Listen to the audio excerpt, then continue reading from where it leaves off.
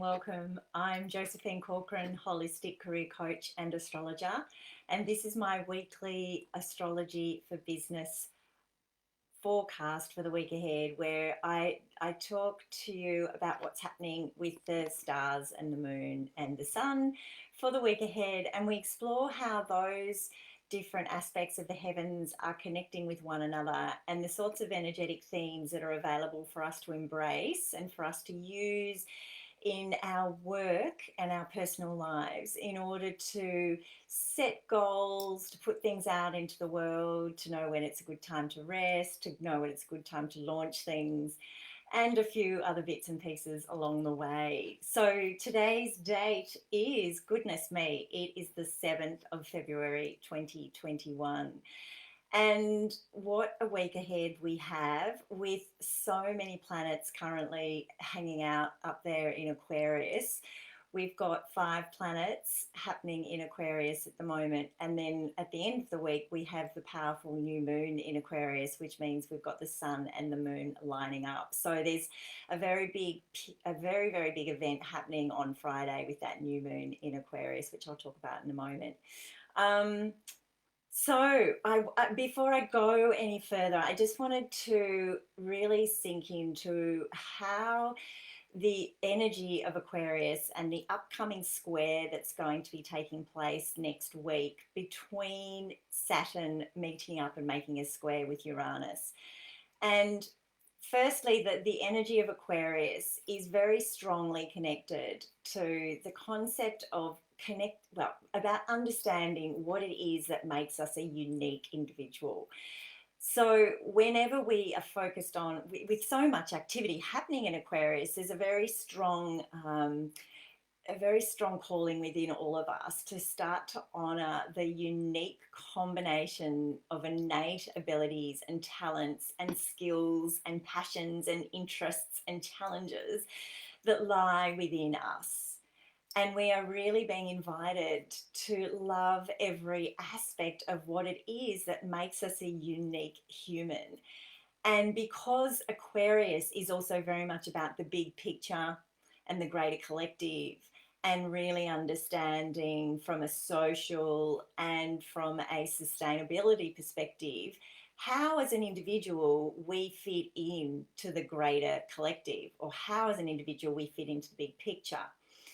And so the theme has been building, but it's very strong this week, and it's going to be a very powerful lunation where we have this opportunity to sit down under the energy of the new moon that'll happen on Friday, to really think about what it is that we want to do with these skills and gifts and passions within us, and with this calling to actually do something that makes a difference. It's a very strong theme this week, and the new moon on Friday will give you such a great opportunity to sit down and make some commitments and make some heart-based choices about what it is you want to create in the world that's going to contribute to making this world a better place to live in. And so when we have, so all week what's happening is that we're in the final phases of the lunar cycle, where this week the moon's going to be getting smaller. And as the moon gets smaller, we're invited, as it moves into the balsamic phase, or the dark phase of the moon, just before the moon becomes a new moon.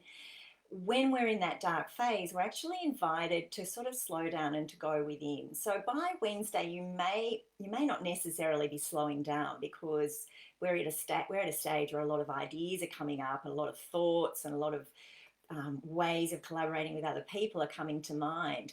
But by midweek, sort of by Wednesday night and Thursday, I really invite you, in the dark phase of the moon, to think about some things that you're ready to let go of.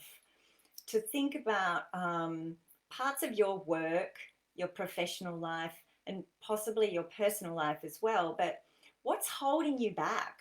What's stopping you from being authentic?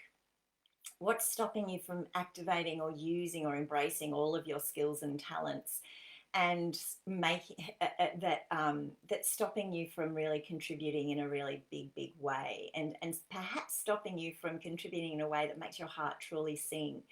So just think about that on Thursday in the dark phase of the moon. You'll probably start to feel, often energetically, people feel a little bit more tired and needing a bit of rest in the dark phase of the moon, because when the moon's not particularly lit up, we're meant to be doing resting. Not exactly the same as a void of course moon, it's a different thing, but when the moon doesn't have much light, we're not being called to do as much work out into the world. And from a professional perspective, I can't expect everybody to put down tools and to stop work, but it is good to just be reminded that at that period, sort of Thursday into Friday, it's definitely a time for going within and to think about what you can let go of.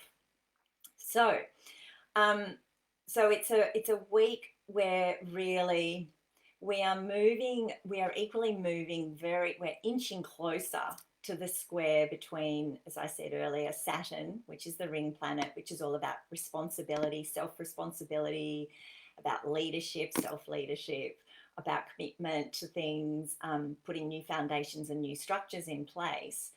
And that's making a connection to Uranus, which is all about innovation and ideation and breakthrough. And so when these two planets actually meet up next week in a aspect known as a square in astrology, which is where it's creating some inner tension within you. And so it's inviting you to really look at how you can break out of old structures and old commitments potentially and make way for new ones. It's akin to the concept of breakthrough turnaround opportunities. But as this over the next sort of 10 days or so, just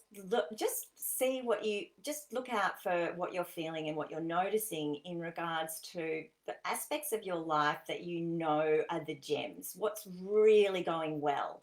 What are the things that bring you joy and that you feel so inspired and filled up by? And the kind of work that you do when you're doing it, it just fills you up. And if you want to think about it from a frequency perspective, your whole body just feels alive and you feel inspired. And then this energy also invites us to think about, well, what's the vibration or the frequency that happens when I do other things that bring me down? So what sorts of activities or what sort of people that you're interacting with from a professional perspective, you want to be thinking about relationships from a professional perspective. You want to be thinking about the kind of work that you're doing.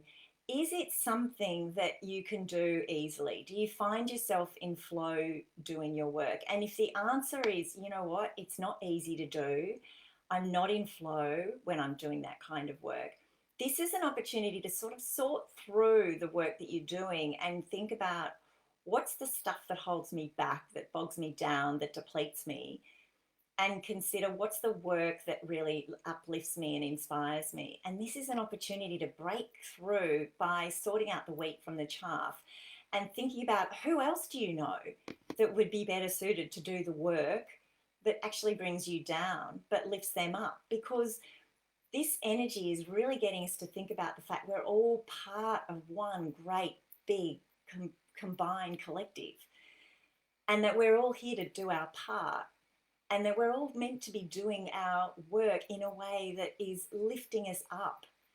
And so I really urge you this week to consider the aspects of the work that you do that really inspires you. And you know when it inspires you because you find yourself inspiring others and you get positive feedback from others when you're doing that work.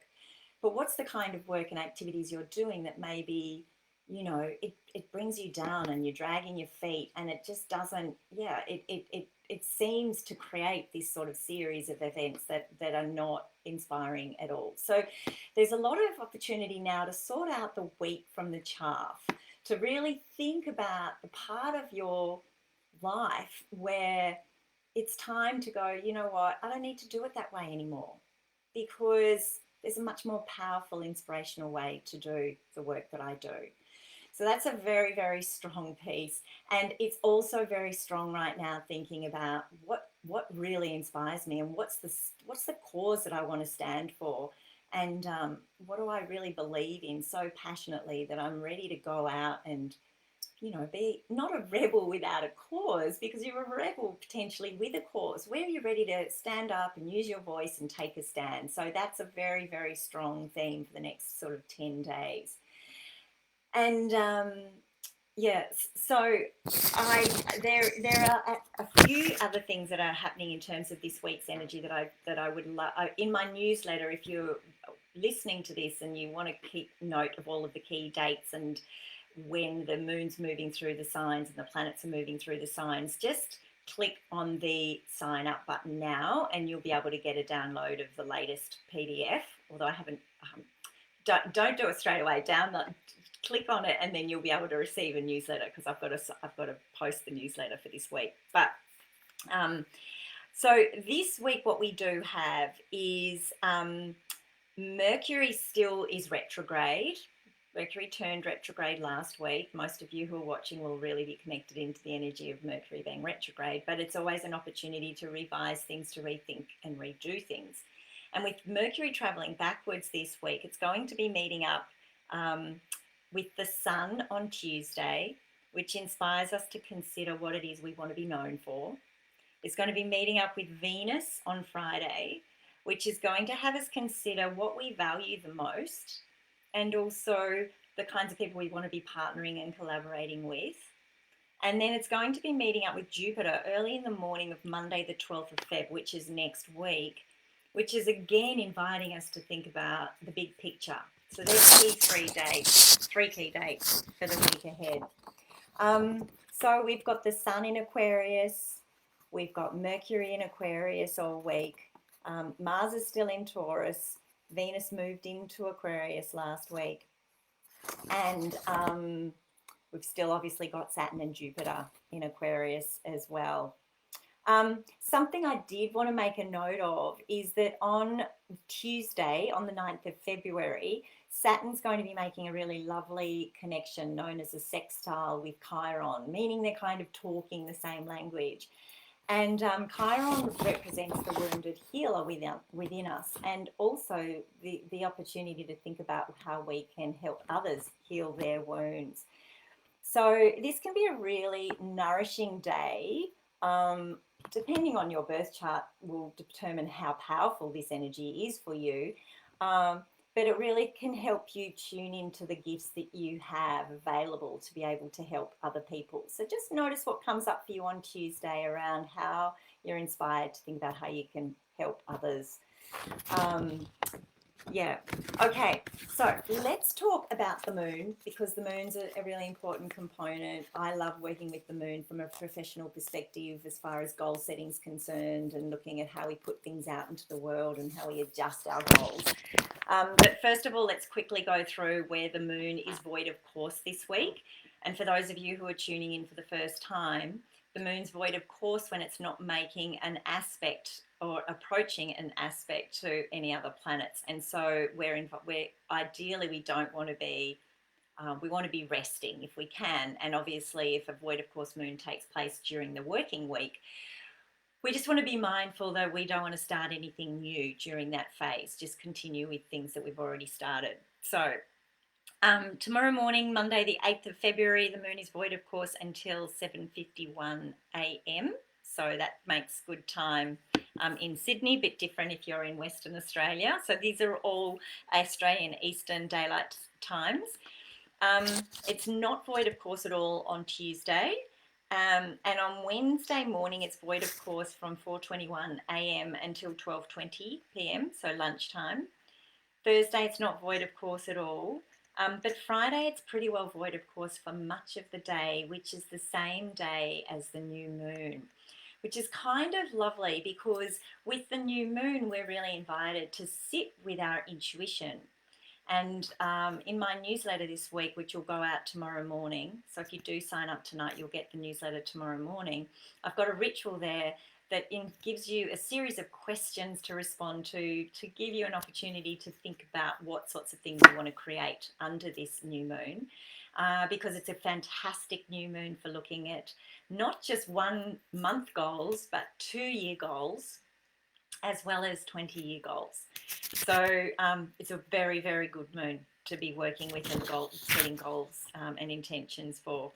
So yeah, sink into your intuition on Friday with the moon void, of course, for most of the working day.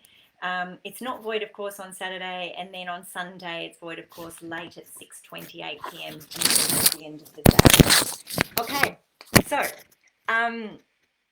what we've got is on Monday, tomorrow morning, the moon starts off in Sagittarius, and that's a continuation of the theme of what we're experiencing at the moment. And with the moon in Sagittarius, it always invites us to think big picture in terms of what it is we'd like to do to expand our mind, to connect into our belief systems, getting a little bit more philosophical about life and the meaning of life, which is probably why I'm sitting here talking about the very big picture, meaningful component of life tonight.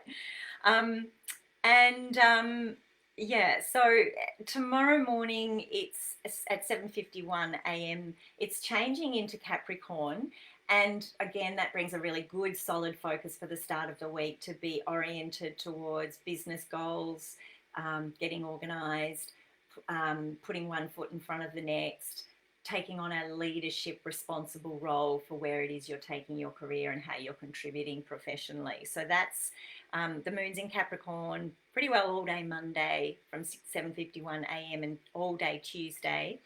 And then it will be in Capricorn until 12:20 p.m. on Wednesday lunchtime. And that's about the time that we sort of start to get the balsamic lunar phase happening. And it's when the moon moves into Aquarius. And yes, the Aquarian energy is all about the big picture perspective and understanding what's unique about you and how you can contribute to the greater collective. But it's also a beautiful energy, Aquarius, for networking and really thinking about the kinds of people you want to be collaborating with moving forward. What are their innovative perspectives of the world? What sorts of ideas have they got? What matters to them now? Because people's opinions and perspectives are changing.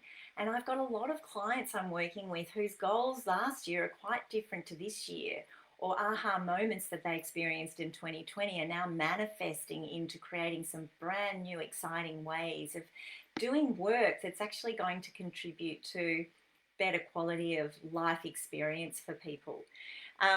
So the moon is in Aquarius all day Thursday, and then Friday it's in Aquarius until 6:23 p.m. And so when it moves into Pisces Friday evening, that brings her a very lovely, idealistic, very creative, very intuitive, very sensitive energy, and really helps us hone in to trusting our instincts, trusting our intuition. And anything like music or artistry that helps take you away from the mundane and transport you into other worlds and other realms, that sort of energy is really good. Those sort of activities are really good to be doing on Friday evening and pretty well all weekend. So a really nice weekend for getting to do creative things, be around music, do whether you can go and see anything at the art gallery, or even if it's online, or losing yourself in a beautiful movie, or creating some beautiful art yourself. And if you haven't got any of that available, make sure you have a beautiful soak in a tub at some point in time over the weekend. Yeah, because Sunday we then have Valentine's Day taking place on the 14th. So yeah, lose yourself in a glass of champagne or two on Sunday. That's a lovely Piscean vibe. Now, the new moon in Aquarius, I've got some really lovely detail about that in my newsletter this week. So, and a ritual, which I invite you to download. And by Friday, I will jump on live at some point and talk a little bit more in detail about the new moon in Aquarius.